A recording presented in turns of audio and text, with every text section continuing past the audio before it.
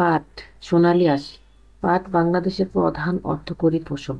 এটি এক ধরনের আঁশ। বিদেশে এই আঁশ রপ্তানি করে প্রচুর বৈদেশিক মুদ্রা ঘরে আসে বলে এর আরেক নাম সোনালী আঁশ রাখা হয়েছে। পাট চাষের জন্য আর্দ্র ও উষ্ণ জলবায়ু এবং প্রচুর বৃষ্টিপাতের প্রয়োজন। আমাদের দেশে পৃথিবীর প্রায় 1/3 পাট উৎপন্ন হয়ে থাকে। এছাড়াও ভারত, মিয়ানমার, চীন ও থাইল্যান্ডেও ভালো পাট জন্মে।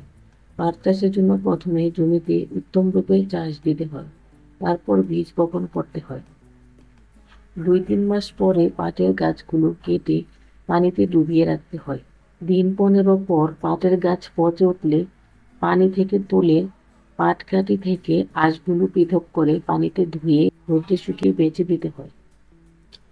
পাটের আঁশ থেকে দড়ি, চট, বস্তা, ব্যাগ, কার্পেট ইত্যাদি তৈরি হয়। বর্তমানে পাট দ্বারা নানা ধরনের শৌখিন এবং আকর্ষণীয় দ্রব্যাদি তৈরি করা হয়। পাটকাঠির সাহায্যে জ্বালানি এবং ঘরের চাল ও বেড়া প্রস্তুত হয়।